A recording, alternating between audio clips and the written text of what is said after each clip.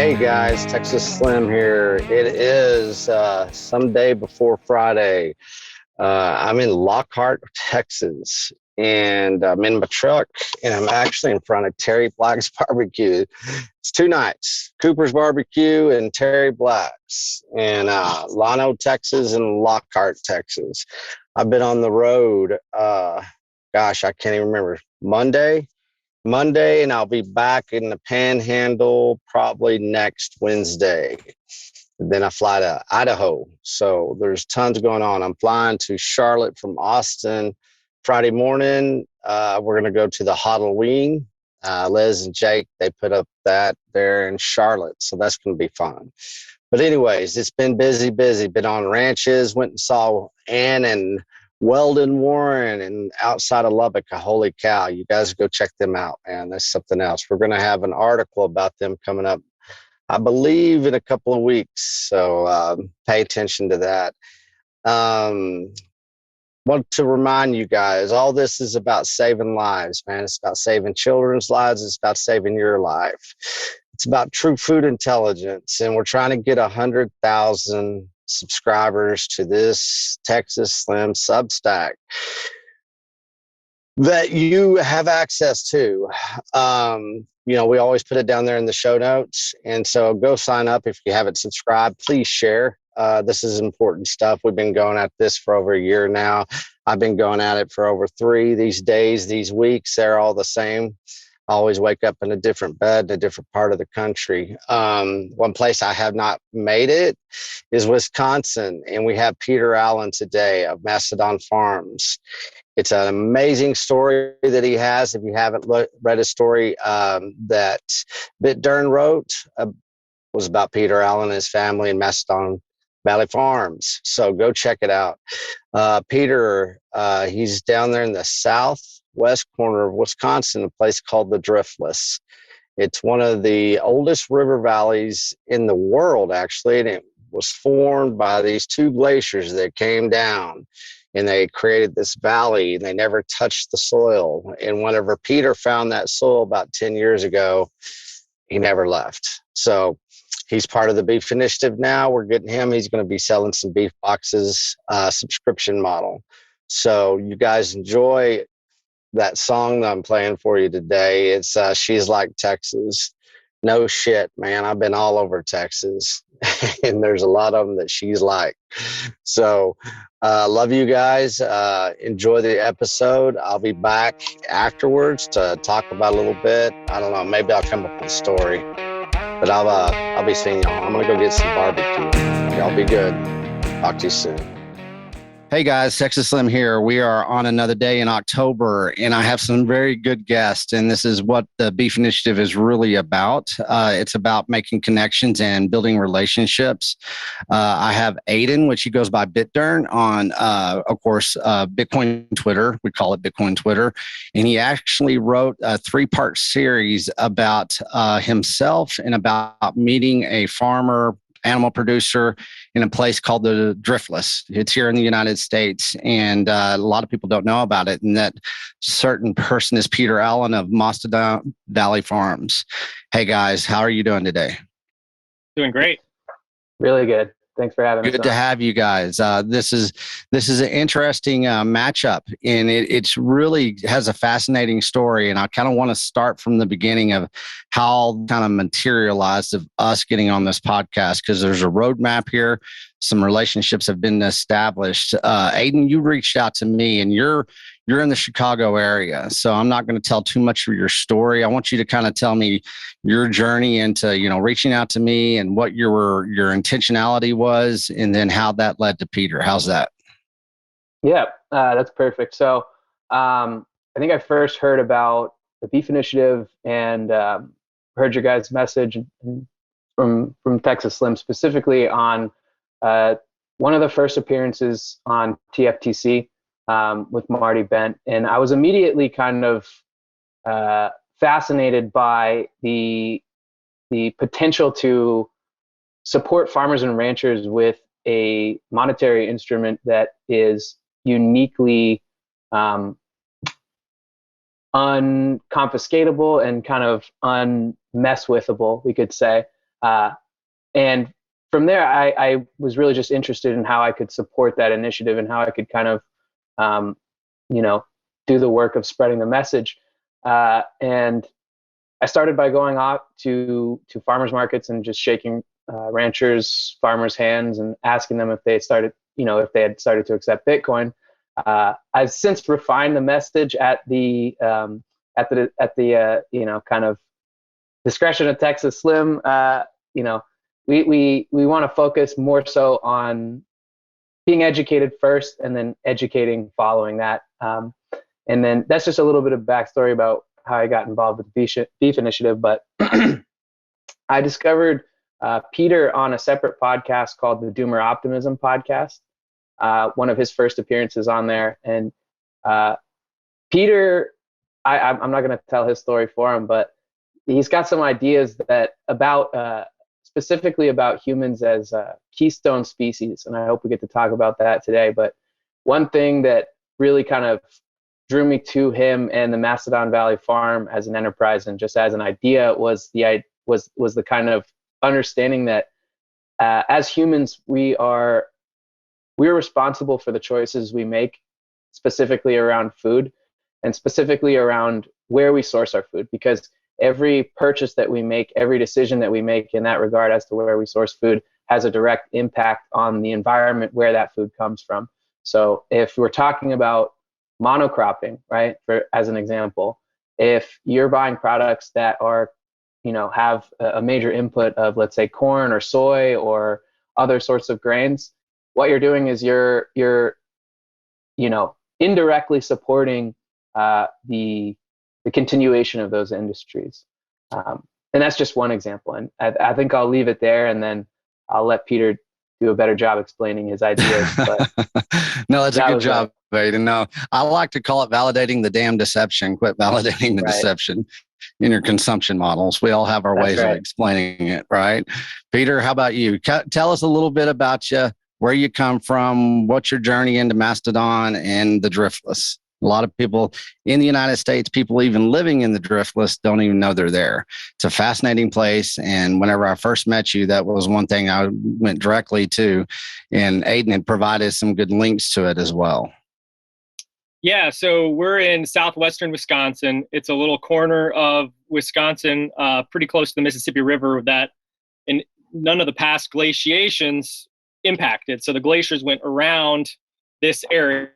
And so we still have hills and valleys. It's got a lot of elevation change. It's very beautiful. It's an ancient landscape. I'm right on the Kickapoo Valley, Kickapoo River, which is, there's some debate with geologists, but it's one of the oldest rivers in the world, if not the oldest river in the world. So a really ancient landscape, really beautiful place. We love it, fell in love with it.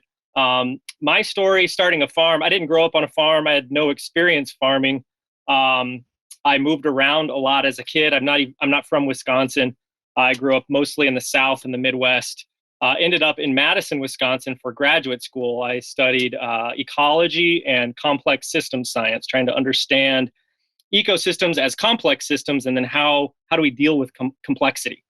And so my PhD research was looking at the historic ecosystems in the Midwestern United States, which was the oak savanna, which was also, there was a lot of oak savanna in the South, all the way down into southern Texas, all the way up into Canada.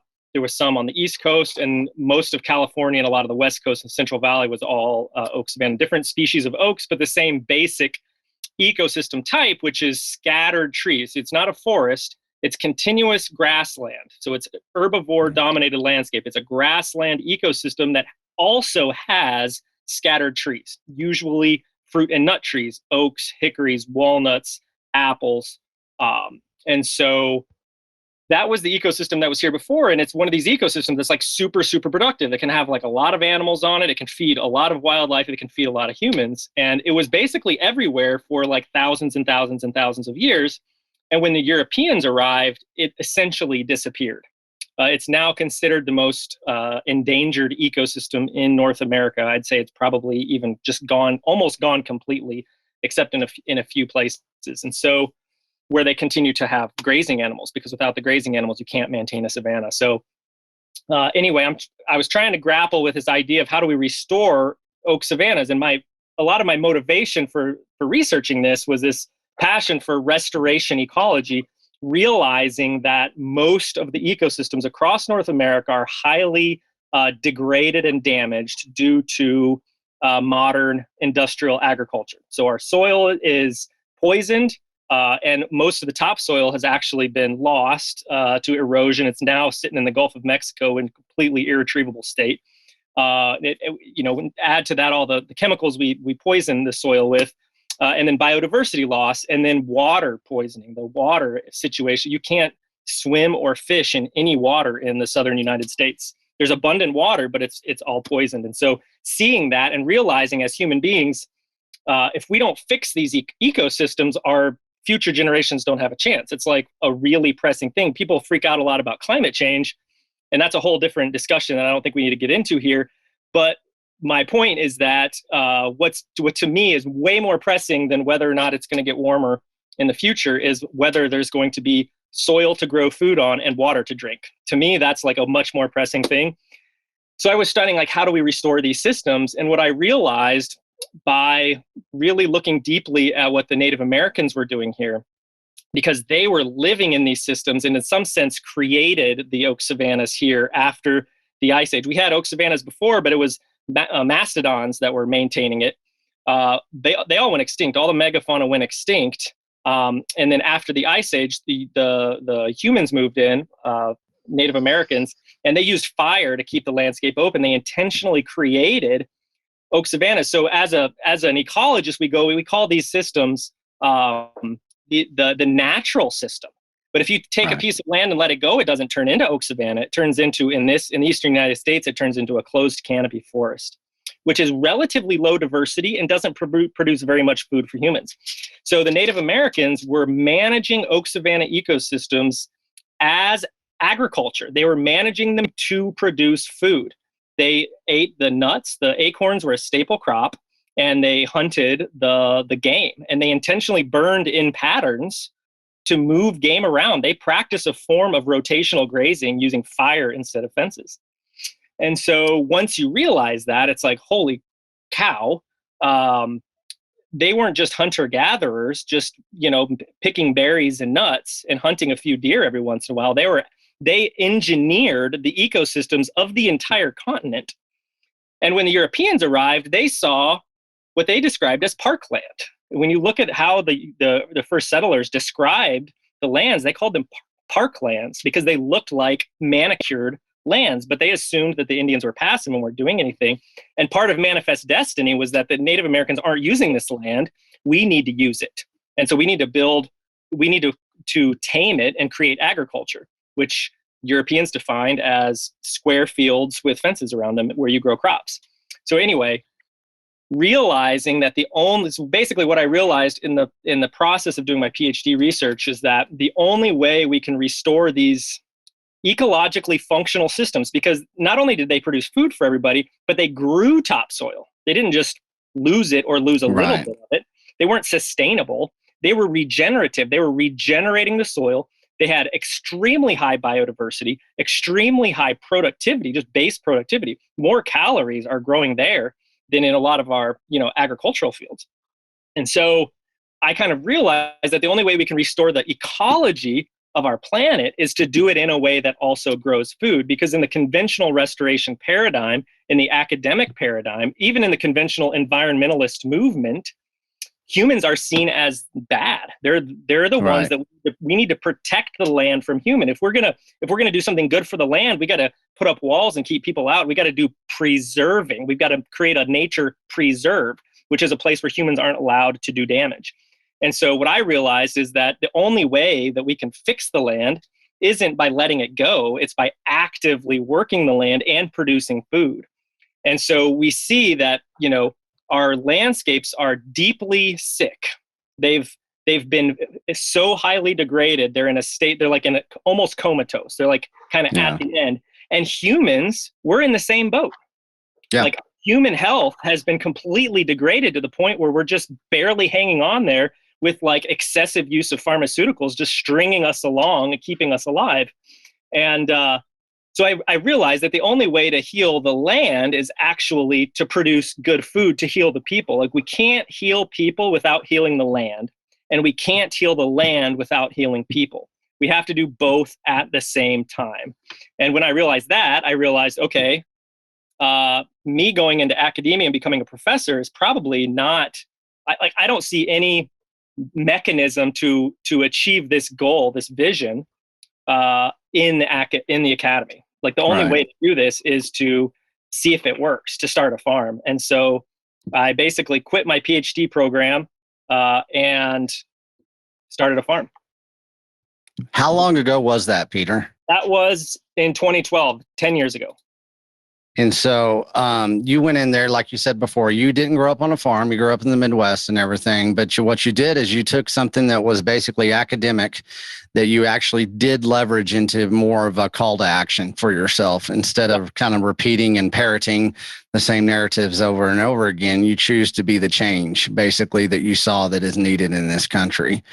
And so what that is, that's a pathway that you gave yourself. It's a roadmap. And, me growing up in the Midwest as well, I grew up in the Southern Plains of Texas in the Panhandle. And, to your point of the soil and to it's poisoned. I grew up in the Dust Bowl where the Dust Bowl happened, and it's just, we still have Dust Bowls every year. It's just, there's so much dirt in the sky, that people really don't understand how it got there, how it's still getting there. I was talking to Will Harris with White Oak Pastures, and he was talking about the Gulf of Mexico too, because, the Mississippi River, you're close to it, flows all the way down the continental United States from north to south.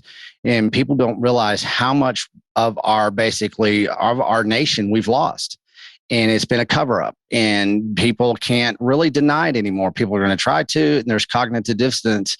But then you have somebody like Aidan. You have a generation that is younger right now that wants to be part of the change that you basically saw 10 years ago. Aidan, kind of, you wrote about it in the Substack article, Pointing My Compass North. Kind of, since you started your own personal journey, how do you look at Peter now? How do you look at your understanding from where you were raised in understanding what food was, agriculture, and everything? Where's the flip? Where's the call to action to you as far as, like Peter, he knew that he couldn't be a professor. What is it like for you now that you've discovered this? Yeah, for sure. So I grew up in like a suburb of Los Angeles, and I guess this is interesting, but it's also pretty typical. Like, as a kid, we weren't taught too much about like where food comes from, as far as like how it's produced, right? We were just told that farmers somewhere out there, and in California specifically, that's like the Central Valley, farmers out there produce food. It ends up getting trucked into grocery stores. So my understanding as a child and growing up was always that food comes from the grocery store. And never really too much past that, just because it was always there, right? But as I kind of started to understand more about like soil science and the kind of the health of the planet, it led me to look a little bit deeper in terms of like, what do these practices, what does monocropping agriculture, what does conventional livestock operations, what does that do to the soil? Because when you think about it, like Slim, you always reference, everything comes from the soil. Like, it doesn't matter what you're talking about. Even, us as humans, we ultimately come from the soil, and, not to get too metaphysical, but we're going back there at some point too. So, I think for me, like the real pivoting point was coming to the understanding that, if you don't take care of the soil, whatever else comes out of it, whether that's crops or livestock or anything else, is going to be compromised. So that, I think, was the biggest kind of like pivot point for me to start to look into producers and start to look into the practices that those producers are operating under, to get a better sense of like the nutrition that's coming from the products, right? Hey guys, I had to interrupt you here. I have to tell you a story. We'll get back to Peter and me here in a little bit, but I'm in the Austin airport. I'm flying to Charlotte today, and I had to tell you all what I usually do when it's one of those cowboy stories. We're always like messing with people and messing with each other, that's for sure. So I've been basically getting some barbecue the last couple of days. I went from Amarillo to Lubbock to Lockhart to Luling to Austin. And every place I had barbecue, from Lubbock to Lockhart to Luling. Well, I didn't get any in Austin, but I got it from Cooper's, and I got it from Black's, Terry Black's in Lockhart. But the funny thing about that is, I want every one of y'all to start going out there and asking all these wonderful barbecue places in Texas and say, hey, where do you get your beef? Do you get it from the Beef Initiative, and why not? And let's start a movement there. Anyways, here's the story. I've been doing this for a while now. Whenever I didn't fly really much during COVID, but one day I was sitting there, and my father was going to take me to the airport there in Amarillo and said, hey, I got an idea. We got all this bacon that we got from Justin there at Panhandle Meats. And when I get my eggs local from a lot of different people in the Panhandle whenever I'm up there. So I made about 3 breakfast tacos, bacon and eggs. And so it was an early flight. I think I was flying to Miami. But anyways, got on the flight, and this particular time.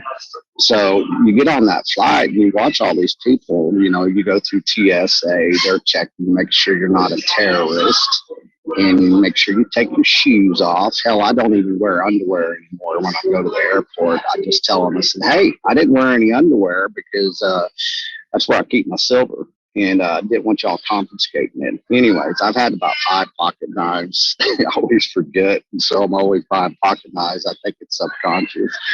Anyways, so I hijacked, and I that's a bad word. I didn't hijack. I smuggled in 2 breakfast tacos that were still warm that were made with good beef bacon from Justin from Panhandle Meats. And so I'm sitting there, and they forgot to gas up the plane there in Amarillo. So it's the first flight of the day. It's like 6 o'clock in the morning. And so we're sitting there, and it's delayed. And I said, well, this is an opportune time to get these people awake. So I started unleashing and unwrapping these breakfast tacos. But before that, I looked at everybody, and I found out the best. And I was sitting towards the back of the plane. And so I'm scoping out the best sniffer I can find in, a good proximity away from me to see if that old sniffer, and I mean nose, if they catch that scent of that breakfast taco. So I'm unwrapping this breakfast taco, bacon and eggs, fresh. Oh gosh, the aroma is just amazing. And so I'm unwrapping this breakfast taco, and I'm looking at the biggest and the closest sniffer that I think is going to catch the scent. And it reminds me of being out on an elk hunt once. And on that elk hunt, we had these jackasses that came in. I think they were from Philadelphia. Nothing against Philadelphia, but they were jackasses from Philadelphia. But anyways, we're on this elk hunt. We're about a day back, and this dude starts smoking a cigarette about a mile away, and we can smell that shit. So I understand that people can smell, and so can elk. So don't smoke when you go on an elk hunt. Anyways, I'm in this plane. We're waiting to get fueled up. That's probably a good thing when you're on a flight. It was American Airlines, by the way. And all of a sudden, that aroma starts kicking in. And I guarantee you that sniffer that I identified, that I put that target on with my visual, well, that thing starts perking up. And all of a sudden, I see that old head turns a little bit more. He's trying to find out where that damn breakfast taco smell's coming from, because everybody else has been eating stupid $12 croissants feeling decadent, in that $10 cup of coffee too. So I didn't smuggle in my coffee, but I smuggled it in, and all of a sudden we're sitting there for 20 minutes. That whole plane, everybody's heads turning left and right. We're getting some sniffing going on, but it's just one of the things I do for fun. Good. Today I'm in Austin. I didn't bring any breakfast taco, but I did bring some barbecue. So it's almost gone, but it's going to be breakfast, and so I don't think it's going to smell as good as that breakfast taco. But everybody out there, we need to start asking people where they get their meat from whenever they're making the best barbecue in Texas. Or how about the best barbecue in Wisconsin? You buy it from Mastodon Farms there at Peter Allen. So y'all enjoy this the rest of this interview with Peter. He's part of the Beef Initiative now, and he's going to start selling some subscription boxes too. Y'all enjoy this. Enjoy the Substack. I'll let y'all know what I'm doing in Charlotte when I get to Charlotte. There'll be more at the end of this. Y'all take care. Oh, wish me luck. I'm flying. Shit. Right. And one thing that it makes me think of right now, Peter, you put a decade into this, and you have young guys, you have people out there really, from my position, all the input that I get, all the feedback that I get from producers, farmers, ranchers, consumers, the general public, there's a detachment there. Detachment, especially from people that are trying to regrow the soil, trying to regrow our paradise in which it once was, that was first stewarded by the Native Americans. And the one thing I started the Beef Initiative about was one of the major reasons is to give the American rancher producer a voice again.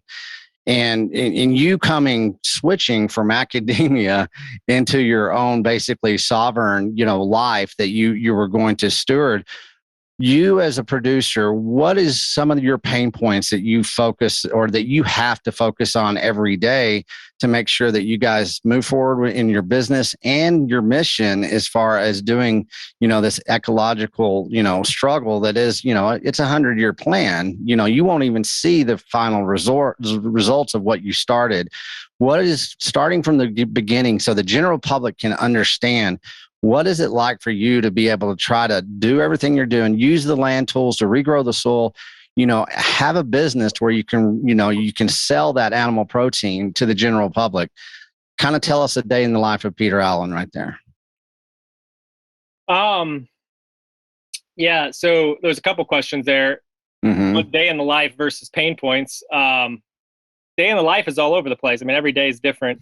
And part of my journey, when I decided I wanted to, buy land and start a farm, we had a couple options. You can, scrape together money. We had family helping us. We're doing all these things to try to do whatever we could to get on land. And with it, it's the amount of money that we basically were able to pull together, we could buy something like 40 acres with a house and a barn, or 80 or 100 acres vacant land with nothing on it. And so we chose the latter. I had a big vision of what I wanted to do. I wanted to plant tens of thousands of trees. I wanted to run all kinds of different animals. And so we chose the latter, which means they were roughing it. Like my wife and I were living in a tent for a while until I built a yurt, which we lived in until I built a cabin, which we lived in until I built our house. We started in the basement until we built the upstairs. So it's been a very long process. So a lot of my day-to-day life is not even involved directly in the production. That's like number one, that has to come first. But any extra time I have, I'm, building things, building infrastructure. We're going to start building a barn next year because we just got vacant land. And one thing I didn't appreciate when I got started, and having not done a farm before or even been a farmer, is the importance of built infrastructure. I was kind of thinking, well, I'm doing it the all natural way. I don't really need a barn. I don't really need this and that, which is sort of true. Like we've succeeded. But boy, having an indoor place to store machinery so it doesn't rust out in a few years is really nice. And it actually makes financial sense to invest in that building to be able to save your stuff. And so, yeah, I've learned a lot of lessons along the way, although I wouldn't go back and change it. I mean, the process of doing all these things has been just amazing. And I wouldn't go back and do it all over again. In terms of pain points, I think one of the challenging things when you are producing something regeneratively, right? And so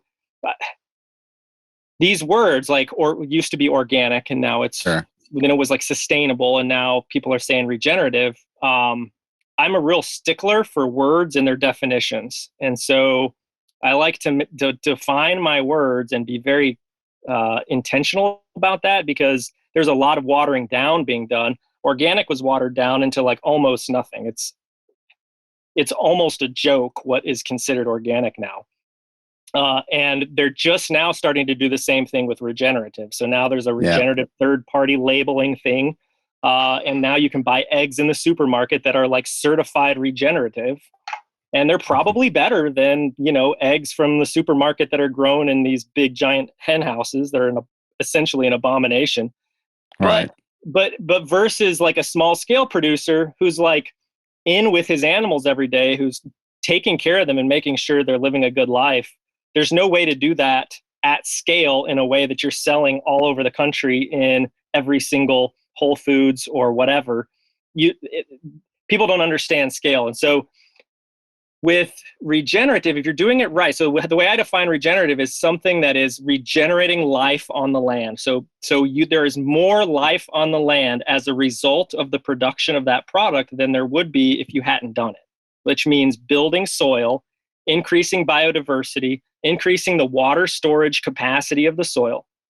All of those things are necessary for me to say that this is regenerative.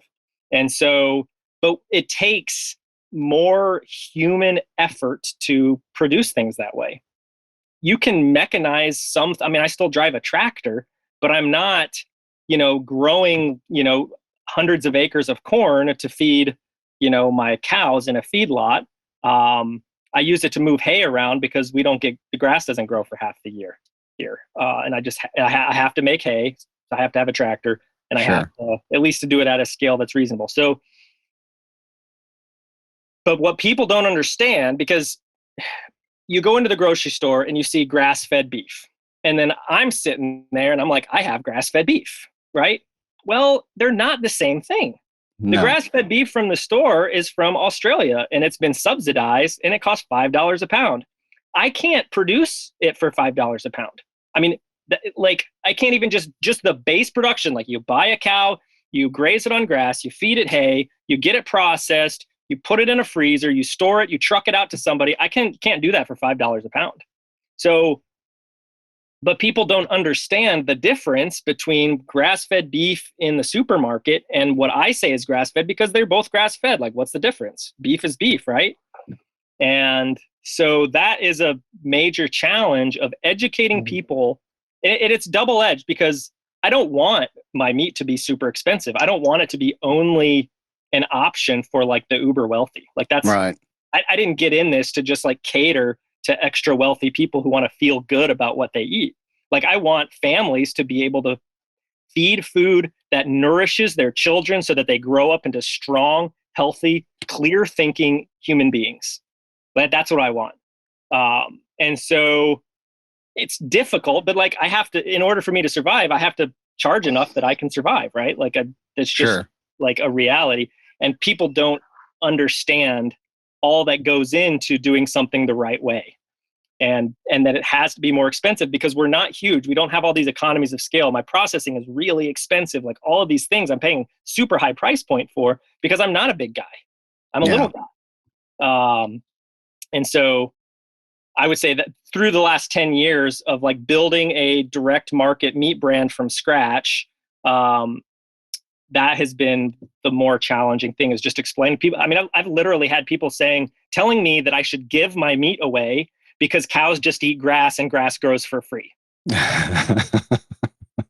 That goes to show you the vast amount of detachment that we have from knowing what food is. True food, true nutrition on that point.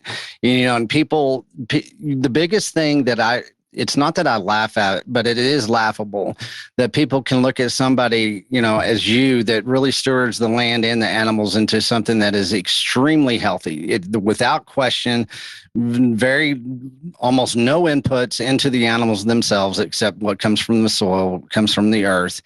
And people really do not understand what value is in food. And they look at something as laughable as a price, and they try to do comparison. Comparison is something that they can order on Amazon, or like you said, somebody says they're regenerative and they're grass fed, but they're really just getting their beef from a different country, and it's wet aged, it's packed, it's shipped in ways that they don't understand. really they don't know where in Australia, or maybe it was from Brazil, or maybe it was from Africa. You can start a dairy cow, have a 10-year-old dairy cow and put it on grass for a while and call it a grass-fed beef, in the supermarket.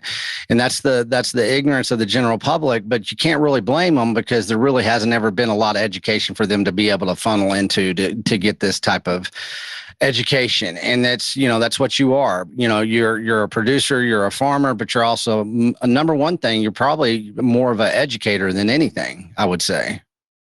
Yeah, but we do a lot of work to educate not just our customers, but I help a lot of people both through courses that we run and just private consulting to set up farms and do it the right way and set up direct market meat business. Sure. Okay, Aidan, on that note, you went out, you left your place there, and one day you went out and you hit the streets and you went to a farmer's market, and you finally, at one point in time, how many people did you go through? How many hands did you shake? And you found Peter.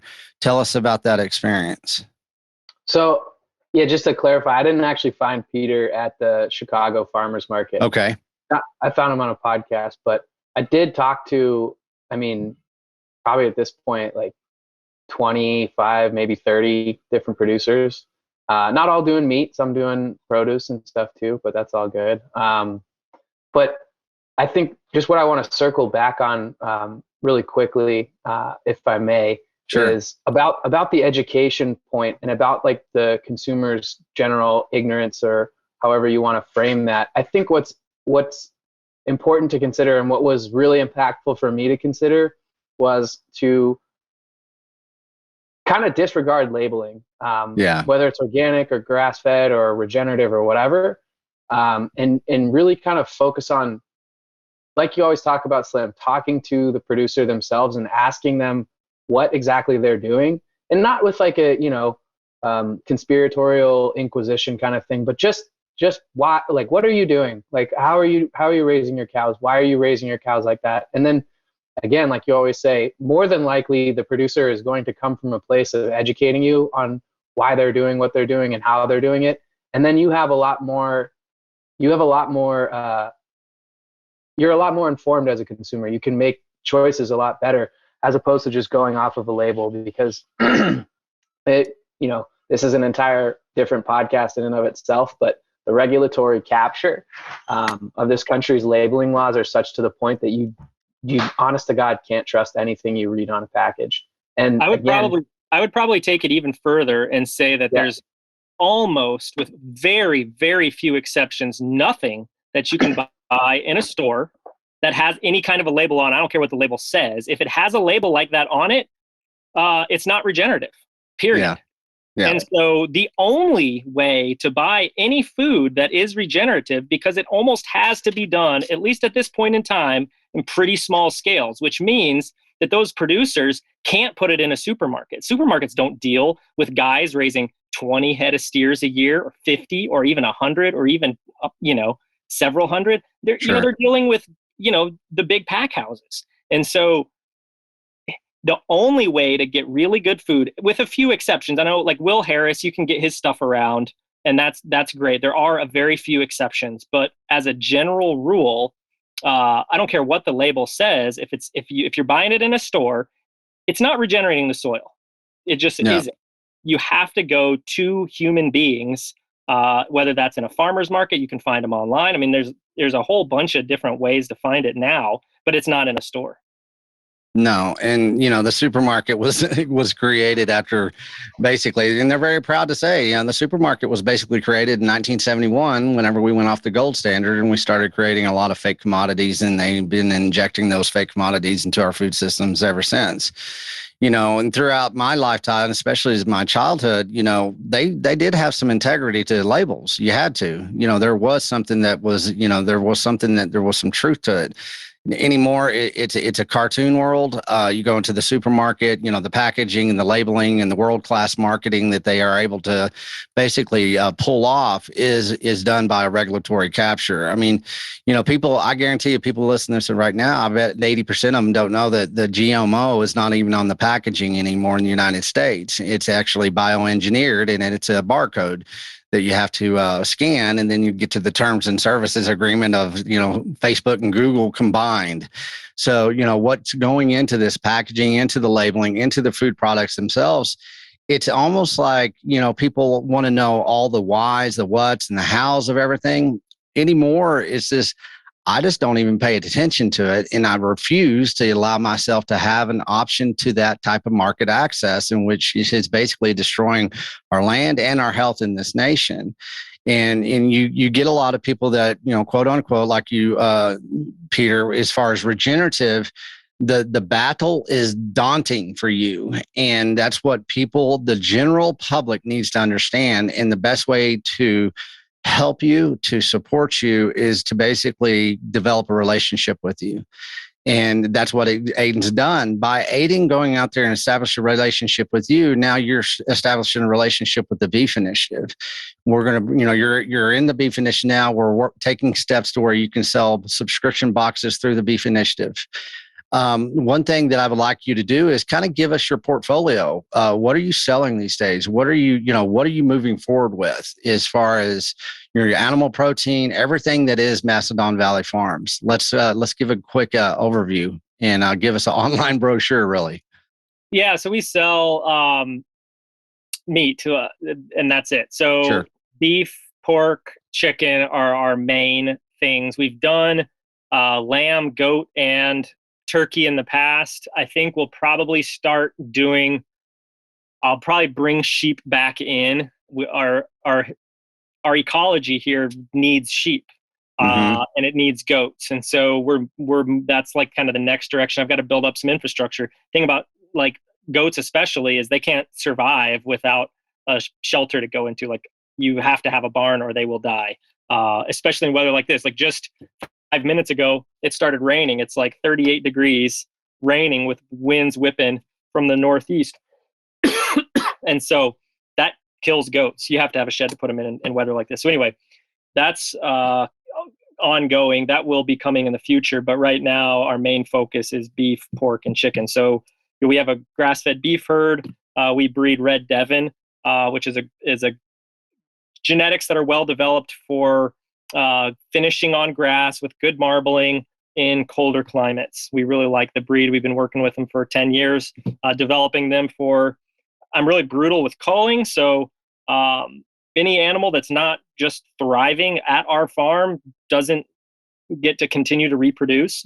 And so we've got really excellently animals that are adapted just to our valley, the specific, climate and parasite loads and everything we have here. We just have animals that thrive here. So that's our beef. And then we raise about 50 to 80 hogs a year, rotating around pastures where we give them access to the fruit and nut trees in the seasons when they're available. We also milk a cow. And so the pigs get a lot of milk. And I've actually planted, I haven't let them loose in it yet, but I created something I call the pig paradise.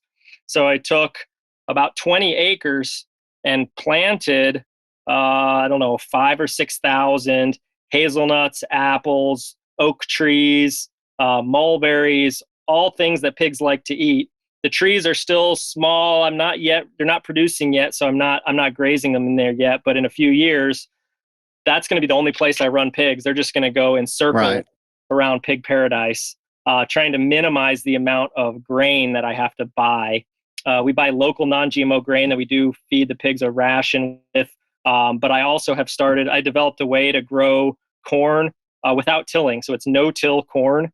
And I'm at a scale, I can do 1 or 2 acres with that. I'm working on modifying some existing old farm equipment to allow me to increase the scale so I can produce more feed for the pigs. So I produce a little bit, but not enough to feed all those hogs. And then once I get a barn, I'll be doing breeding of the hogs as well. Right now, I work with 3 or 4 different breeders, and I just buy their piglets. So, and then we run chickens on our pastures as well. We have those chicken tractors, but we let them free range. So they actually, we only do a couple batches a year, and we time it with the grasshoppers. So they're really, most pastured poultry is, I mean, it's great. It's so much better than a chicken house for raising a meat bird. But they're still in cages. They're just outside, which is better. It's 100 times better. But the animal is still getting 100% of its diet from the grain bin. It's not actually eating much of that forage. When you move, and even if you move them once a day, you watch the chicken, they go into you move their tractor one size over. They got this fresh grass. They immediately run around and eat a little bit of it. But then in 5 minutes, you got enough in there. They've trampled and pooped on it all. And then they just go back to the grain, right? So we move them, but we also like let them free range. The reason we do that is we have livestock guardian dogs, which keep the predators away. Otherwise, they'd be gone in just a few nights.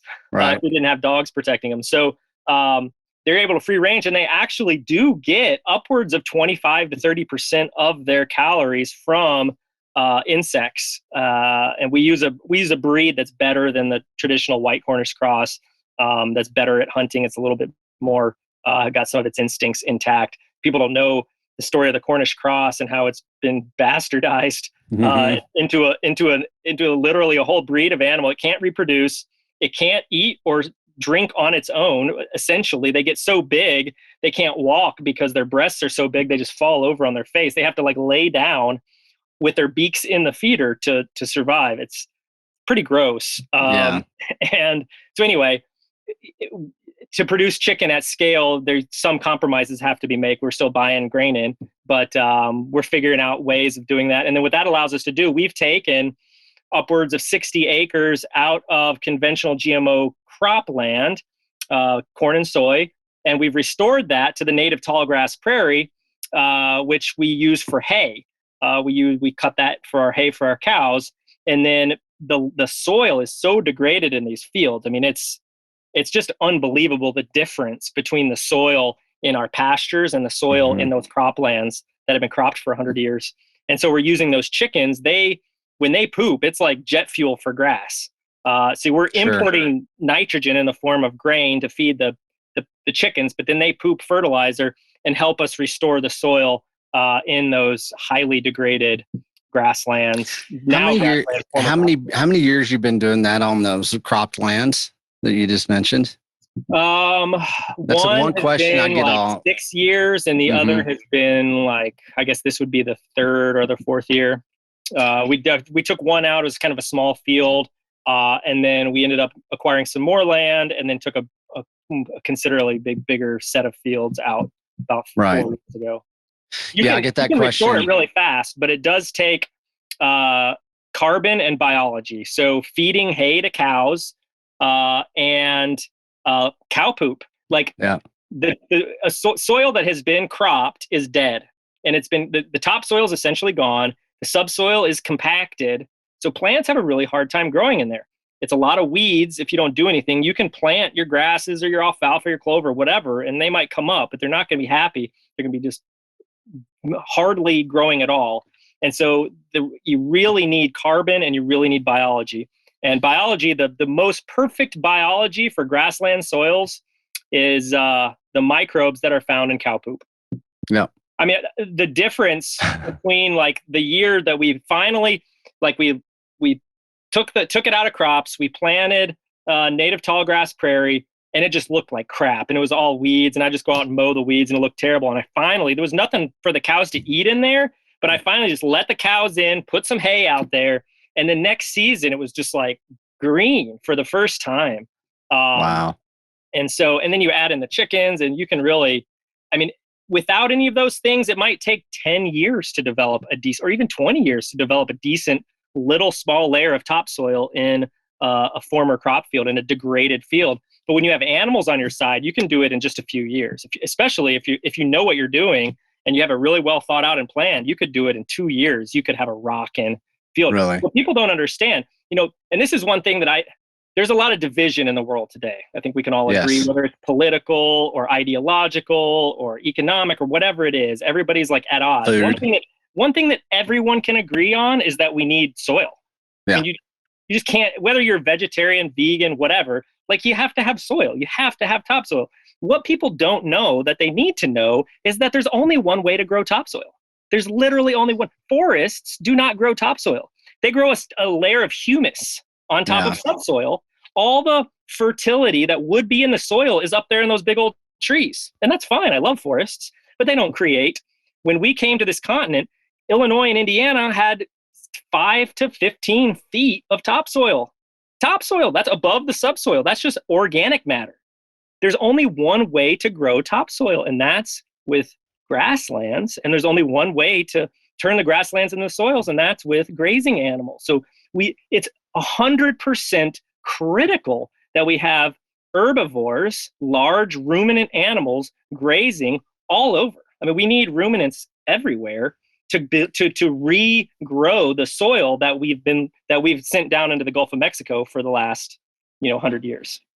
Yeah, and I just like to call, everybody's like, oh, do you use goats, you use lambs, you use chickens? Well, you use all the land tools, and that's what they're called. They're called land tools. What do land tools do? They regrow the soil. And, and that's something that is very absent from the general public's awareness and understanding, or even being able to comprehend. On that note, we spoke last week, I believe it was last week, and you said we need to start, we need to understand, we need to eat the earth. We need to eat the earth. We need this from soil to fork. Everybody needs to understand every one of those, those pivot points of what happens. And if you can understand the vertical integration of basically from soil to our fork is the vertical integration back into human health. And that's where we're detached so much. And on that, Aidan, you're a young man, you do training, you do all kinds of things.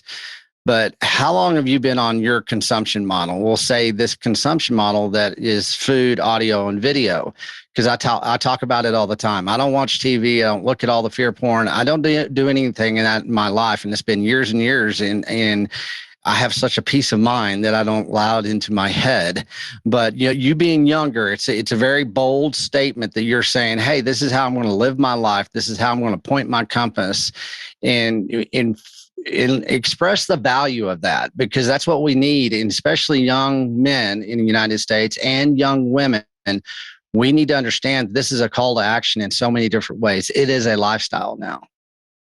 Yeah. So kind of as you mentioned there, one of the most impactful aspects of like kind of changing my consumption model was around the training that you mentioned. So couple of years ago, I was competing more frequently in amateur kickboxing and Muay Thai competitions. And if you know anything about combat sports, one thing that you have to do is you have to make weight. So you have to either, typically it comes in the form of losing weight in order to like make a weight class or anything like that. And one thing that I found incredibly inspiring about, like, for me, it turned out to be consuming more animal fats and animal protein.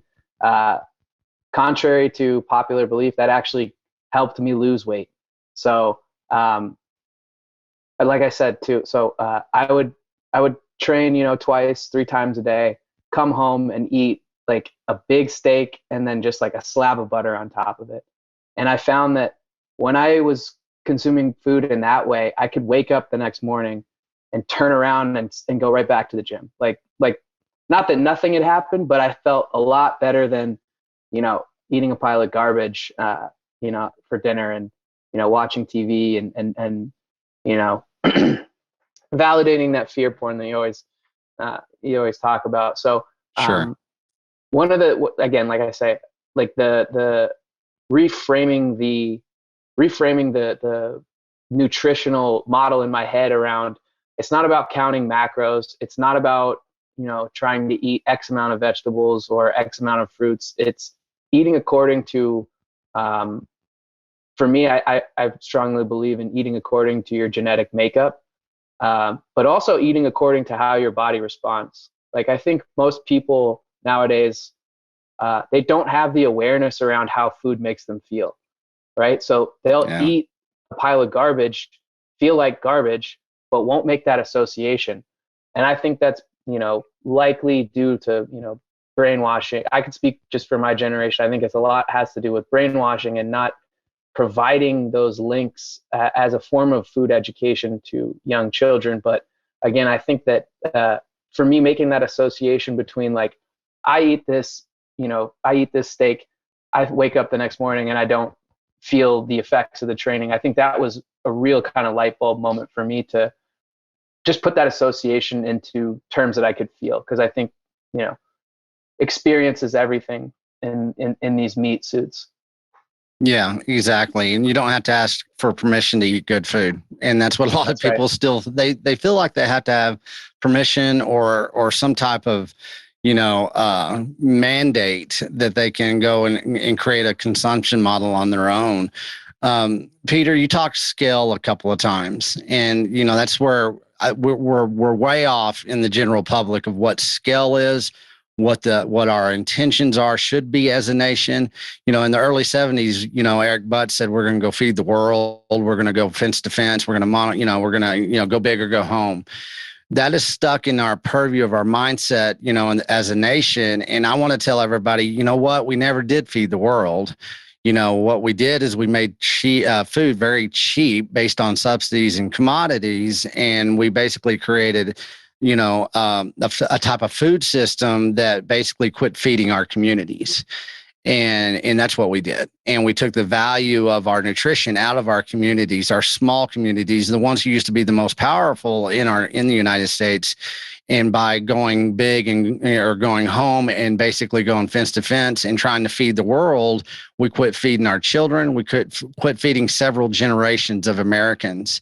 Every regenerative farmer rancher that I meet, they always tell me, I'm not interested in feeding the whole United States.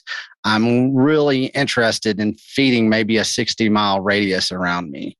What is your perspective from the last 10 years, and what would be the best case for you to be able to be happy to scale the way that you want to scale, not somebody coming in from the outside in telling you have to scale this way?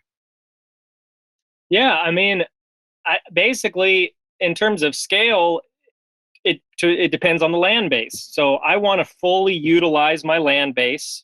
Mm-hmm. I don't want to overutilize it, because then that chips away at the regenerative gains that we've made, right? That starts all living systems.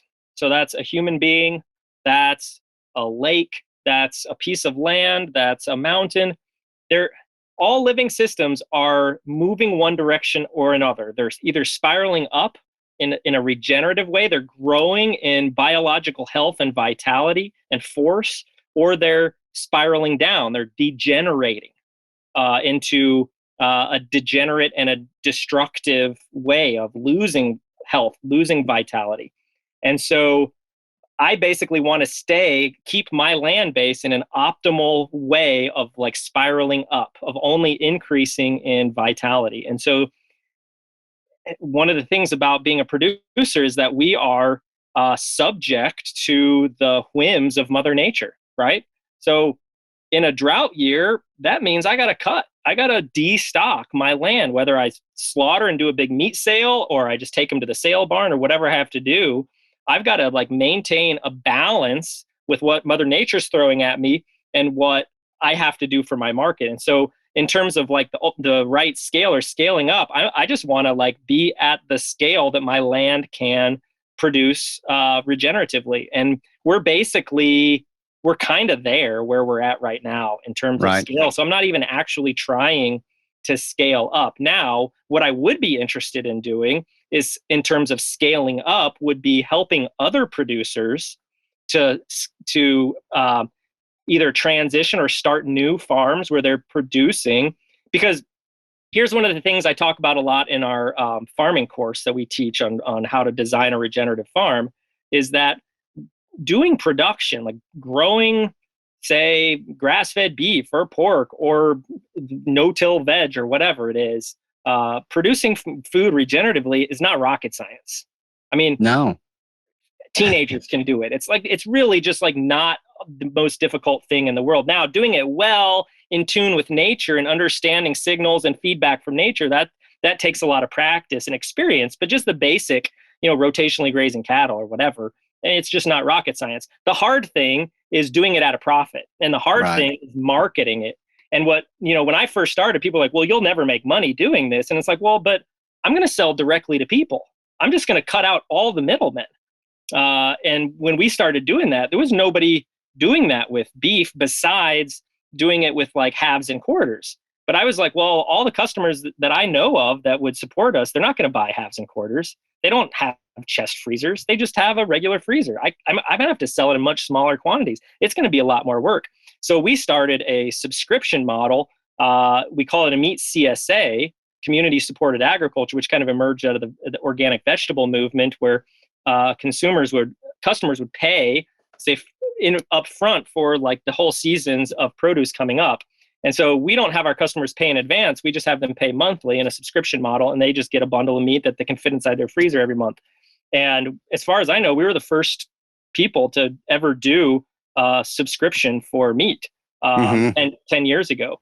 And so helping other people do that and starting a cooperative, a marketing cooperative where the other producers don't have to do that marketing, because that's the hard part. And that's where most people fail, because you're talking about managing a website, you're talking about doing, marketing to get customers, customer retention, fulfillment, all these things. And most guys, they're just like, I just want to have some cows. Like, I don't want to deal with all that stuff. I just want to have some cows. Well, the truth is, in today's market, if you just want to have some cows, you're going to lose money. Like, you're just not going to. You might be able to do it as a hobby and keep your full-time job and have some cows that you check on the weekends. Right. But you're not going to make a living, producing cattle unless you're, doing something at a small scale, unless you're doing something pretty innovative and like actually getting the meat into people's hands. So helping other people do that, I'd be interested in scaling up that way in terms of like a marketing kind of thing, but not so much like my land base, unless, we end up somehow inheriting or getting more land, and then we'll, scale up to match whatever that land base is. But and I think I want to live in a world where somebody that has access to, say, 40 acres can have a homestead where they grow most of their own food and can make enough money to support a family, and say a big family. Say they want to have 6, 8 kids. I don't care. I want them to be able to support all 8 of those kids just on what they can produce and do on that 40 acres. Yeah. I mean, that's completely right now. That's ridiculous. Like, you can't even come close to that. Like, there's just no way to do it.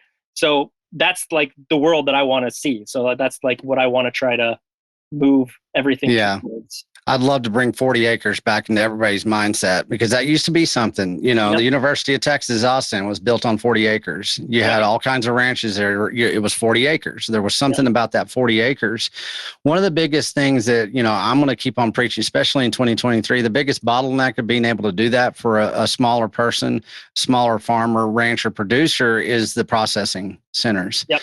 Having market access to a decentralized processing center that is clean, that is not, controlled by the 4 multinational corporations which are very corrupt. We're not going to go into it on this podcast, but that is the number one pain point for anybody having that full through put, as far as being able to steward that animal all the way to the fork of the consumer. That's where you make the profits, and that's where the profits are stolen from the average producer, because they're just having to sell off. Then those multinational producers or processors basically, they commoditize the cow or the animal even more, and then they're able to control the distribution as well. In that way, we don't have market access to people like you, because you can't have the right kill dates. You can't have everything that you need to be able to, be profitable and to sustain what you've got going on.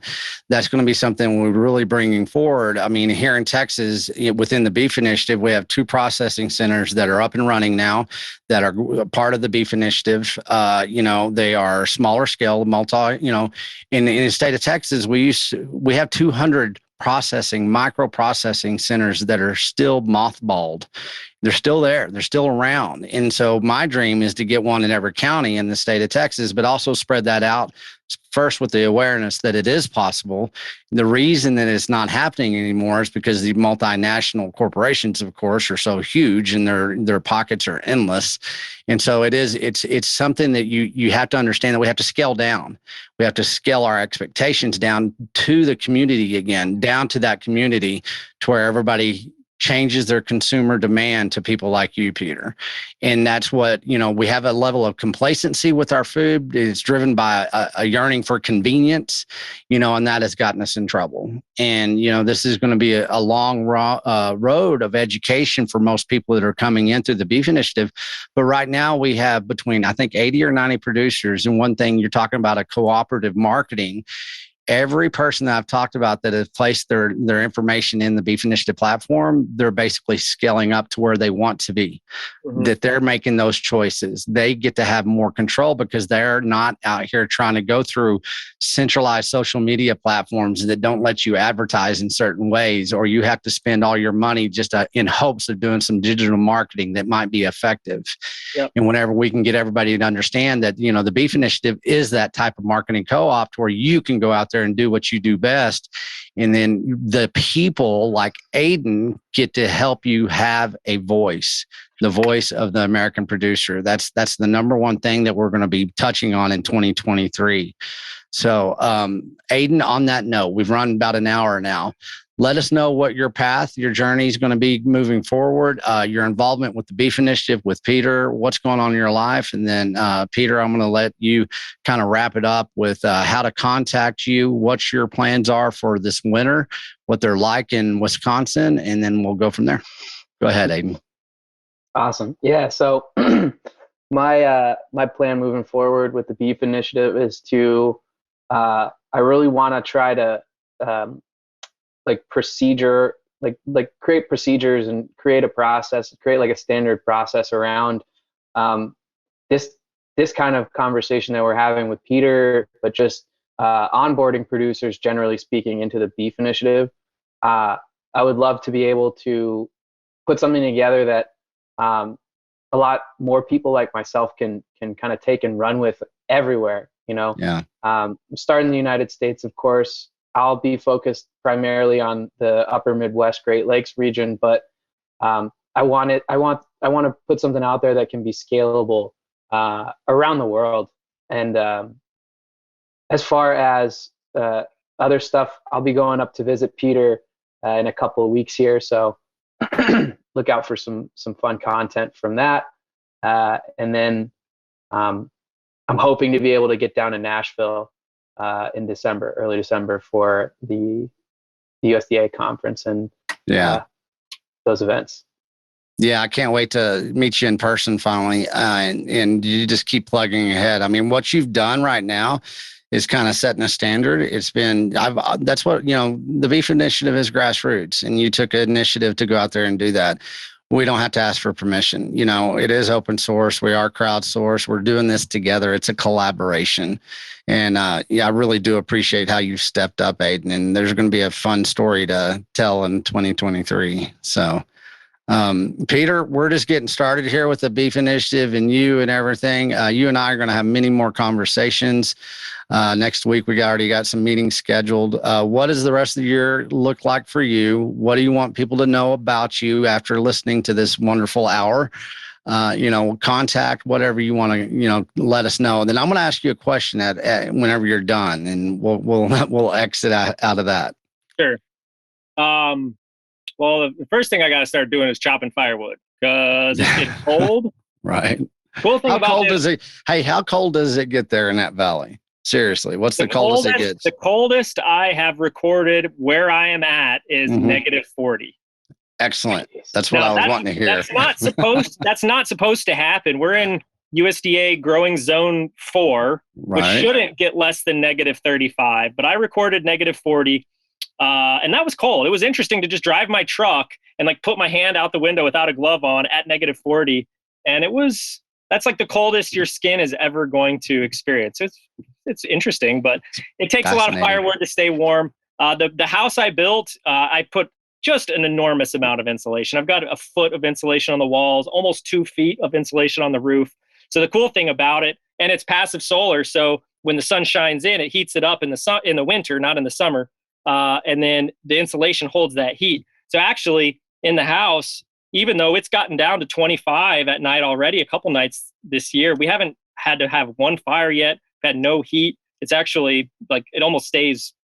I have to crack the window during the day because the sun is, with passive solar, You Right. build your windows and your roof so that an awning so that the sun doesn't come in the summer. There's no solar gain in the summer, but then we get after the equinox is how I designed it. So after the fall equinox, we start getting sun in, and that really warms it up. Like I have to open the windows during the day, even if it's only 40 degrees outside, because it gets too warm.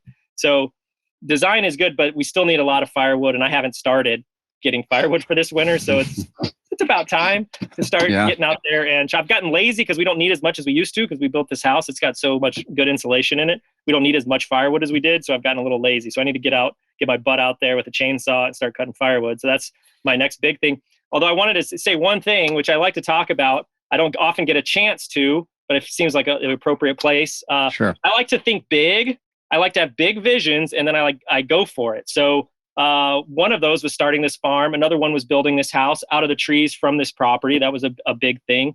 Another one of my big visions is recreating migrations. So the way our ecosystems used to work is the mastodons, the bison, they all came up to Wisconsin. Wisconsin, this area in particular, has the best quality forage, food for herbivores on planet Earth for about 4 months of the year.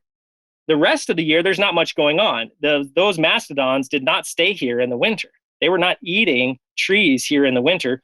The bison weren't grazing here in the winter. They went down to Texas. Right. They went down to Texas. They didn't stay up here. But in the springtime, it starts getting hot in Texas. That grass starts drying up, and they start moving back north again. And so I'd really like to figure out a way to bring back migrations into American agriculture, and specifically American cattle production. Mm-hmm.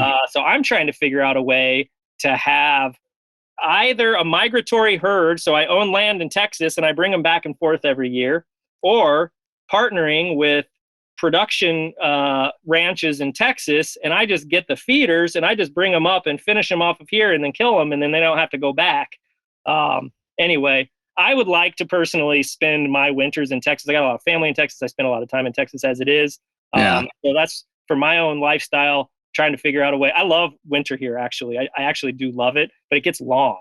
Yeah. It keeps going and going and going. So like, I like being here for most of it, but it would be nice to be able to get out for part of that and take my beautiful, wonderful family and my beautiful Jersey milk cow and go down to Texas where I can graze her on green grass and get fresh green grass milk every day instead of feeding her hay. Where the milk's not very good. I'm really picky about milk since we have our own milk cow.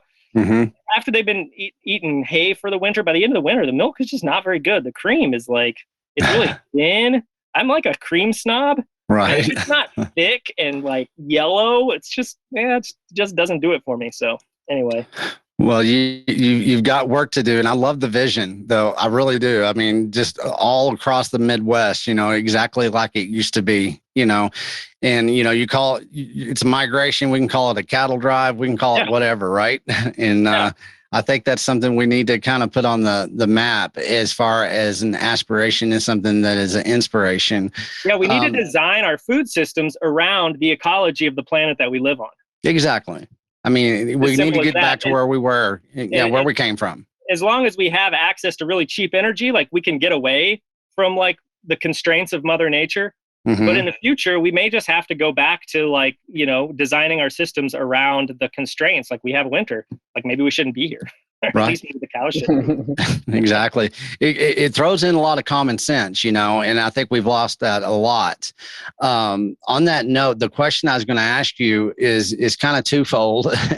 You can answer half of it now, but I've had people contact me through, Twitter, through social media, through email saying, you need to have a micro summit in Wisconsin.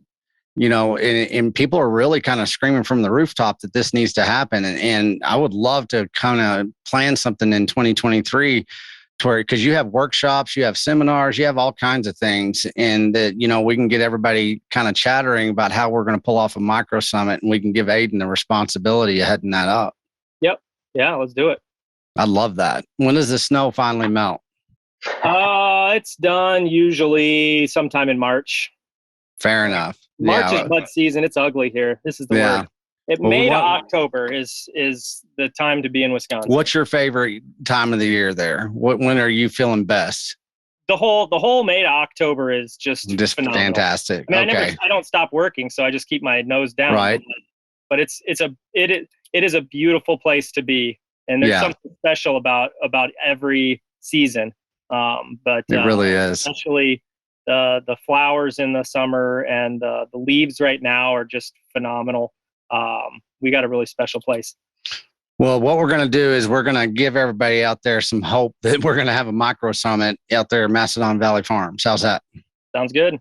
Sounds good. Okay. On this, go ahead. I was just going to say, if people want to follow more about what we're doing, you can go to mastodonvalleyfarm.com. And we also do teach classes. We're working on developing one right now on land access, trying to help people find land for like homesteads and small farms. And then we do a regenerative farm design class. All that's at mastodonvalleyfarmschool.com. And if you sign up for the email newsletter, then you catch a wind of when those courses actually become available. Because once we put them out, they're live courses. So there's a start date, and they usually sell out pretty quick. And then you're on Twitter at Peter Allen. I think it's just at P. Clark Allen. P. Clark Allen. Okay. All right. There's a wealth of information there. I've already looked you over several times. Peter, it's going to be a pleasure working with you. I really do look forward to this. We're building out these nodes. We didn't really get to talk much about decentralization of, money and in food right now. The next podcast we'll drill down more into Bitcoin and, our viewpoints of it and everything like that. But I wanted this to be a really good introduction into, who and the why and everything like that. So, Peter, thank you so much. Aidan, thank you for writing your 3-part series, pointing your compass north. How can people get a hold of you? Let everybody know before you say anything is texasslim.substack.com. Go and you can see Aidan's writing. It's under Bitdern, and it's a fascinating piece, and you can follow it up. We'll probably put it in the show notes here whenever we release this podcast. So, Aidan, how can we get a hold of you and kind of let us know your next steps? Yeah, so Twitter is probably the best way to get a hold of me. It's at Bitdern, Bitdern, no space. Also, if you're in the upper Midwest area, I regularly attend the Chicago Bitcoin meetup. So Chicago BitDevs, Open Blockchain, which is just a secret Bitcoin, a secret Bitcoin meetup in name only. But anyway, yeah, get me on Twitter. I'm looking forward to writing more about Mastodon Valley, but just kind of providing more education for people like myself, man. Like that's why we're doing this. Yeah, and you're doing a great job leading. Just keep on doing it. You're just getting started. I think that you're going to do some fascinating stuff this next year. I really appreciate you, Aidan. Peter, pleasure as always. We're going to have many more of these conversations. I'm going to let you guys run now. And we'll be talking to you soon. Have a great weekend. And we'll talk to you both within a day or two. Take care, guys. Cool. Cheers. Good. All right. Thanks, cheers. guys. Much love. Hey guys, Slim here, and I made it to North Carolina. I made it to Charlotte. The plane trip was fun. Some people smelled a little barbecue. Hope you guys enjoyed that episode and the story. It's good to be able to go around and talk to everybody. It's good to make this a lifestyle. It's actually very rewarding to actually get feedback from you guys. And it's been a while since I've thanked a lot of people out there that are streaming sides. So we are podcasting 2.0 right now. We are, if you want to do that, if you want to learn more, download the Fountain app. I like to give thanks. I'm getting better about this. Sometimes it takes me a while to get back to everybody, but we have a team that's starting to look at everybody. I want to call out, hey, Brisket, at BTC Brisket. You guys follow him on Twitter. Thank you. 10,000 sats. Brisket, love working with you. We're going to do big things in Australia at the Australian Beef Summits. We're going to have more than one of those. So you guys pay attention to that.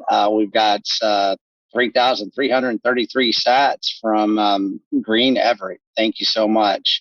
All the way down, we've got at Met 500 sats. We've got all across the board. We got 120,000 sats from Observient. Thank you, Observient. You're a hell of a supporter for the Beef Initiative and for No Agenda too. I think you're a producer for Adam over there.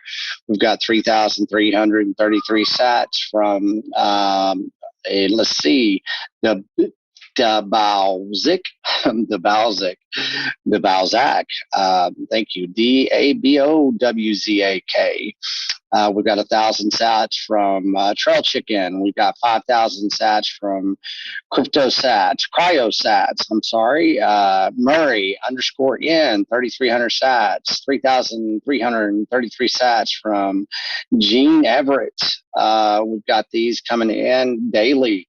So, guys, everybody that's contributing to the Beef Initiative, it is going into all these sats that you send through Fountain App. Just want you to know these sats will be going straight into our scholarship fund for our ranchers. That's very important for people to understand, that we are more about value for value exchange for the American rancher. Everything that we bring in, we haven't made a lot of money off of these events or conferences because we haven't been trying to, profiteer off of these. What we're doing is anything that we bring in the Beef Initiative. This is grassroots. It's grass fed. It's from the ground up. You guys are the ones supporting the Beef Initiative. It's not venture capital funding. This is you guys. We're going to create these scholarship fund for the rancher, Jason Rick of Rick Ranches. He's going to have the first scholarship in 2023. We're about to have a podcast in November. We're going to explain all of that. So just know that your donations are going for good causes. Sometimes it goes for gas for me, like Liz and Jake with Charlotte Bitcoin. They were able to buy my ticket here to Charlotte. We're going to have the Cattlemans Feast here tonight with Gourmet Caveman and the Beef Initiative, the first Cattlemans Feast that we've ever done. You'll be seeing many more of these across the nation in 2023 when we start having all these micro summits. Everybody's going to get to start having their own micro summits within the Beef Initiative. You guys are doing this in real time. We're trying to report to you in real time. I'm going to get better at this. I'm going to be more front facing moving forward. You're going to hear my story. I have a hell of a story, and I don't mind telling you guys this. This is about saving lives. This is about giving these children a chance that they've been robbed from. If you ever want to know what my intentions are, just listen to my damn voice. This is about changing something that has been robbed from us in this country, within our food supply, within our money supply, within our ranching industries. We have to get back to the basics. We're going to start living like our grandparents did, and that's going to be that international lifestyle, and it's based on value for value exchange. Stay in the know with us. We're increasing our Substack subscriptions. We're getting more and more people coming in. You guys are participating in this.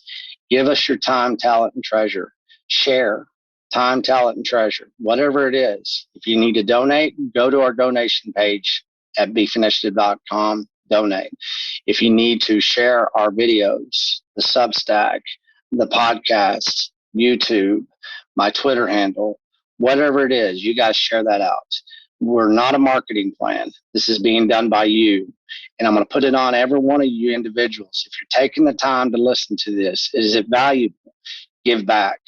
I've dedicated my life to this. Most of our volunteers are coming in here. They're trying to make a difference in this world right now. We're not about all the fear porn out there. We don't have to ask for permission for what we're doing. We've got so much coming up ahead of us. You guys start participating. Start giving your time, talent, and treasure. Make this your international lifestyle. We're going to go over the world. We're going to Australia, trying to get to Canada, going to Thailand, Tennessee. We're going to have a big meetup in Tennessee. But don't forget, before then, we're going to have the Kill It and Grill It south of Austin. $49 for some of the best steak beef you've ever had in your life. You're going to get to tour the processing plant. You get to have the ranch tour, and you get to hang out with all of us. We all get to come together. 45 minutes from Austin. You don't even have to stay in Austin. Austin's too expensive to stay in anymore. I used to live there. I moved because basically hotel rooms, when F1 comes in town, $400, that's very fiat. not going to play that game anymore. I'll go camp in my damn truck if I have to stay somewhere in Austin from here on out. Or maybe, I don't know, invite me over. I'll buy the steaks. Maybe I'll even bring them. Anyways, I'm going to go have fun this weekend. I hope you guys enjoyed Peter. He's part of the Beef Initiative now. We want more Peters. You guys know somebody? Turn them on to the Beef Initiative. There's a protocol. Let's do this together. We're open sourced, we're crowdfunded, and we're collective. We're one big collaboration.